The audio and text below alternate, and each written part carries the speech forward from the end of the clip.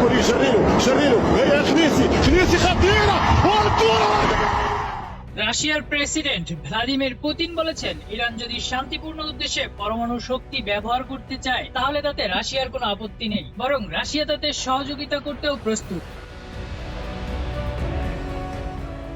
একটি সাক্ষাৎকারে পুতিন বলেন, ইরান পরমাণু অস্ত্র বানাতে চায় এমন কোনো প্রমাণ আন্তর্জাতিক পরমাণু শক্তি সংস্থা আইএইএ এখন পর্যন্ত পায়নি।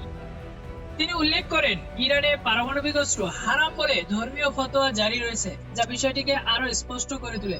তিনি আরো বলেন, রাশিয়া সবসময় পারমাণবিক অস্ত্র বিস্তারের বিরুদ্ধে এবং কোন দেশ যাতে শান্তিপূর্ণ পারমাণবিক শক্তি ব্যবহার করতে পারে সে বিষয়ে সহযোগিতা করতে চায়। ইসরায়েল ইরানের মধ্যে নতুন করে সংঘর্ষ শুরু হয়েছে। ইসরায়েলের হামলার জবাবে ইরান পাল্টা হামলা চালিয়েছে, এতে উভয় দেশে প্রাণহানি হয়েছে শতাধিক মানুষের।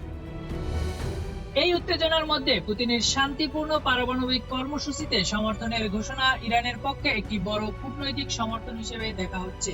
বিশেষ করে পশ্চিমা দেশের চাপের মুখে এই বার্তা ইরানকে কিছুটা কৌশলগত সুবিধা দিতে পারে বলে মনে করা হচ্ছে।